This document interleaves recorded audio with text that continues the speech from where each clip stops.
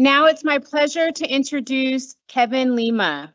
Kevin is the Deputy Director for the White House Initiative on Advancing Educational Equity, Excellence, and Economic Opportunity for Hispanics. Welcome, Kevin.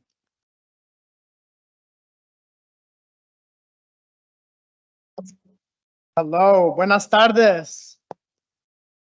We need to get a little louder here, y'all. I know it's afternoon, but buenas tardes. Hey, there we go. Well, buenas tardes. Mi nombre es Kevin Lima. I'm the Deputy Director for the White House Hispanic Initiative. I'm originally from Northridge, California. My parents are from Guatemala. And I say this because my parents were two teachers in Guatemala when they immigrated to this country, but they couldn't speak English. So my mom became a housekeeper. My dad became a house painter. And at nights when they would come home from work, they would teach me and my sister after I came back from school. That's how I learned the importance of education. And it's what inspired me to get into this work.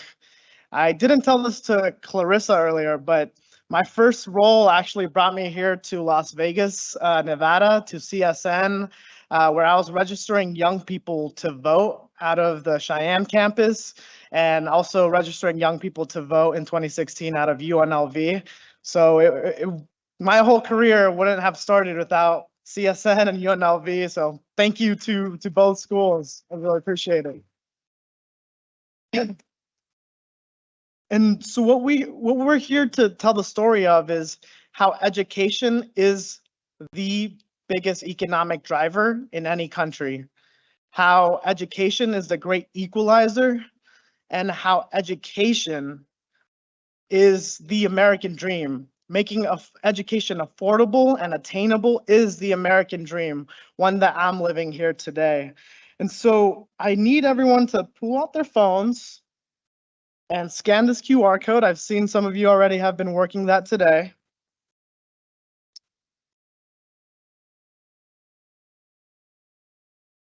And please introduce yourself, share your name, your organization, the role, and something you're proud your campus or organization is doing in support of the diversity, equity, and inclusion of students in higher education and in your community.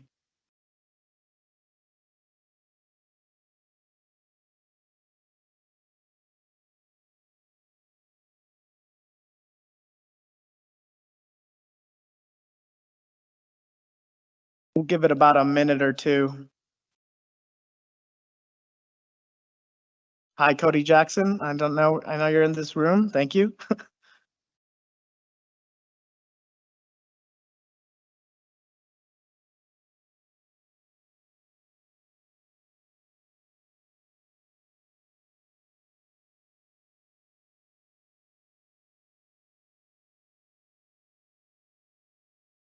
Okay.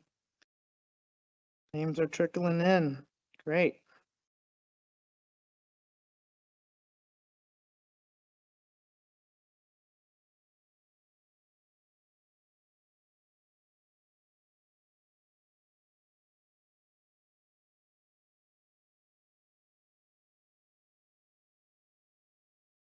Hello, I am a provost at UNLV. We have an MSI task force that hosts an MSI Student Success Summit and other events each year. Awesome. We're getting a lot of responses here. Thank you so much. I'm just getting to get a sense of who's in the room.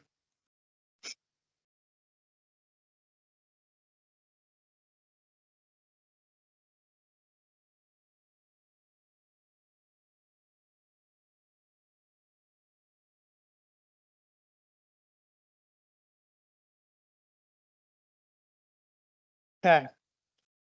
In the meantime, I'll go ahead with the presentation. So these are some of the ejemplos de promesas cumplidas that the administration has been focused to advance that educational equity and economic opportunities in the Latino community. This is the first time that we have this unprecedented whole of government approach to the equity agenda. And so for the first time, you're saying DEI, officers being hired in different agencies. You're having our initiative that just came to be in 2021. Like I mentioned earlier, we believe in educational equity, and we know that that is the best economic driver. So we're ensuring that equitable education opportunities, such as student loan forgiveness, is at the forefront of what we're doing. So 127 billion so far has been forgiven for 3.6 million people, and just today they announced another 9 billion as well. So our goal is to improve that educational equity at the whole government-wide level, and we're doing that through this scope of how the President Biden established this as an executive order that added a deeper equity and economic focus to our office. So before it was just focused on education, but we know we can't talk about education without economic opportunities. So they both go hand in hand, and that's how he expanded that focus. It's not just our initiative. We have the African American Initiative, the American Indian and Alaskan Native Initiative, the AAPI Initiative, the HBCU Initiative, and the Faith-Based and Neighborhood Partnerships Initiative. These are all based out of the Department of Education and the Department of HHS, and we all work together to advance educational equity and economic opportunities for these affinity groups. I'll let you guys take a picture of this or take your time to go through our 12 executive policy goals that all of the sister initiatives focus on. We won't go through every single one of them, but it's what drives the entire mission of our initiative. Specifically, you know, these conversations that we're having today, I know right before this, you know, they were talking about HSIs and being able to listen on what we should be doing better at the administration. These are some of the things and some of the issues that we're trying to tackle. So it's great to be a part of this summit today and be able to listen in to make sure that we can take this feedback back to our commission and back to our initiative. Through our executive order, we also have an IWG, interagency work group that our executive order allows us to do. Essentially, what the IWG does is that we are allowed to convene all of the agencies, NASA, Department of Education, Department of Defense, every single agency, and bring together all of the representatives from each one of those teams and talk about what they're doing for the Latino community. Because one thing that we've heard along the way is that some of the stuff that our agencies are doing for Latinos and the Hispanic community isn't reaching them. So we all come together to talk about those challenges, those systemic challenges, and the ways that we can tackle and be able to essentially do better community engagement with the Hispanic community. And finally, through our initiative, we have the Presidential Advisory Commission on Advancing Educational Equity and Economic Opportunities. This commission is made up of 21 commissioners from across the country who are providing advice to the president on all issues related to Latinos and Hispanics across the country. They're divided into 4 sub-task forces. One is HSIs and higher education. The second is pre-K through 12. The third is public partnerships. And the fourth is career pathways. And so these 21 commissioners are tasked with being able to provide that advice to the president. And actually, for your second question, we're going to pass this information along to that commission. So if you scan the code, the question is, what specific challenges or barriers that Hispanic students, faculty, or staff face within our institutions would you like to see addressed?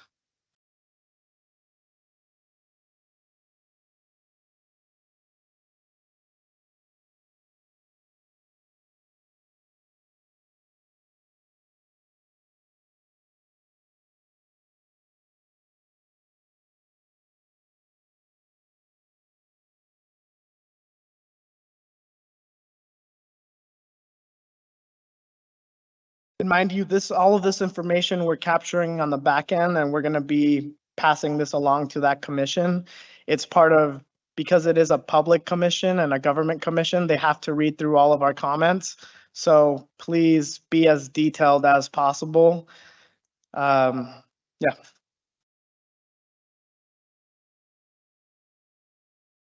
See, someone put lack of awareness of resources is huge. I think someone put patent engagement programs funding, but I think they're trying to say parent engagement program fundings.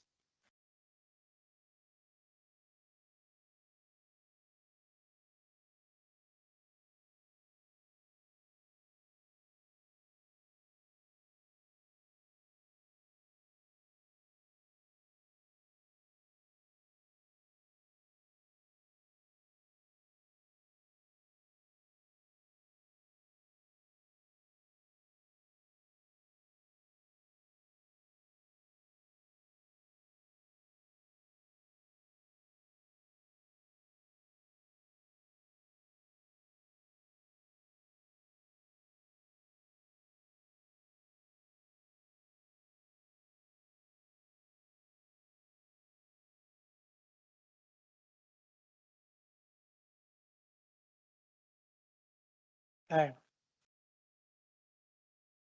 So along the way, we're also, because we're housed at the Department of Education, we're also supporting the Secretary of Education in all of his initiatives. As you know, this is the first Latino Secretary of Education for this administration. And so one of the things and how we're doing that is we're hosting these Latino economic summits that we just talked about this with Clarissa, about hopefully maybe being able to host something similar to this, where we're able to host these MOUs with different cities and different counties to be able to bring that commission, to be able to bring community partners, to be able to bring HSIs, institutions, and bring everyone together to be able to tackle these problems that we know we can't all tackle individually and by ourselves. These are the 6 pillars or the 3 pillars that the Secretary of Education is focused on, which is 1, achieve academic excellence, 2, boldly improve learning conditions, and 3, create pathways for global engagement. What's not really shown and captured here is something that we don't always talk about like publicly, but we know is the case, especially after COVID, which is rebuilding trust in our institutions, rebuilding trust in the government, rebuilding just the sense that we are at the forefront. We have always been at the forefront of education. So why can't we continue to invest more in it? So that is what the Secretary of Education and this administration has prioritized. This is also the first time that we have resources available and social media in Spanish. So we highly encourage everyone to join our Facebook, the Departamento de Educación de Estados Unidos. It's our first time that we've ever launched this in Spanish, and we provide resources, videos, updates, everything in Spanish so that our Latino community can receive that information. We've also released our new SAVE plan. This is an income-driven repayment program to be able to cut those student loans. This administration is aggressively pushing for that. Supreme Court, as you know, was not in favor of what we initially had proposed. So this administration is doing everything in its power to make sure that education is attainable and affordable. And so we have created this new income-driven repayment plan that is meant to lower your monthly payments. I could get deeper into this. I don't have that much time, but please go to this website where it further elaborates on this SAVE plan. And so if you could pull out your phones again. For the last question, I promise. How can we strengthen career pathways for Latino students? And what programs or grants have you seen that help advance this work?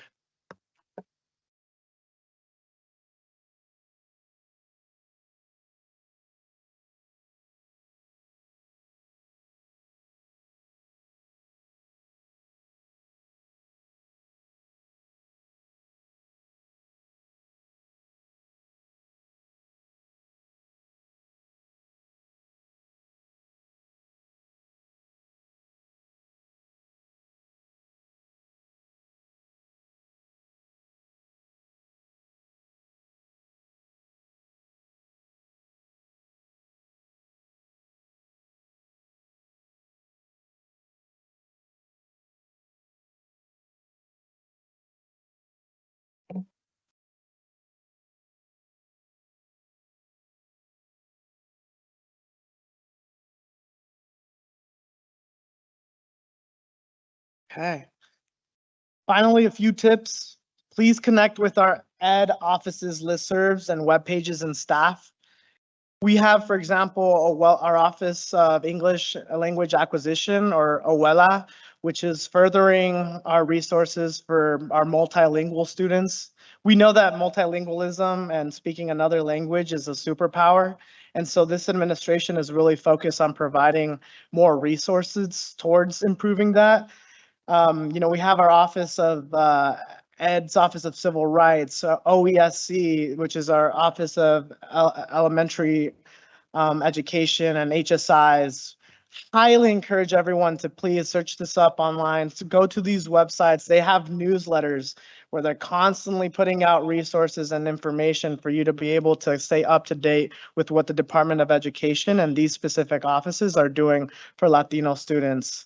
And apply to be grant peer reviewers through if you go to ed.gov grants, you'll be able to, anyone here, if you're in faculty, you can apply to be a grant peer reviewer and make this process more equitable for, we don't have that many Latino faculty that apply. So whatever you can do to please join and be a grant peer reviewer, we're looking for that.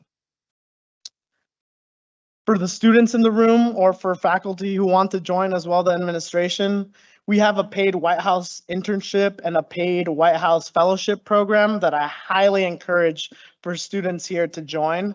If you reach out to me as well, Clarissa has my contact information. We can send us your resumes.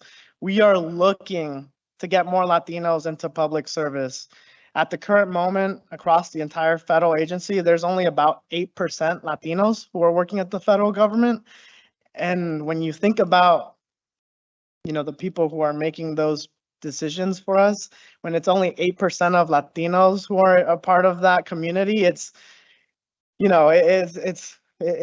something that we need to tackle, and we need you to join us. So please look at our usajobs.gov and our ed.gov Hispanic Initiative website to look out for those job applications as well. So let's connect. I promise you no more questions, but if you want to answer further questions and follow our newsletter, please scan this code. Follow us on Twitter, follow us on Facebook. Thank you so much, everyone, for your time and attention, and I appreciate your invitation to come speak here today. Thank you. So, thank you so much, Kevin. I do want to present something to you, and I'm going to read all of the audience members what is engraved. It says, great achievements are nurtured with the cooperation of many minds with a common vision, working toward a common goal. So thank you so much for your support today. Thank you so much. Appreciate that. Thank you.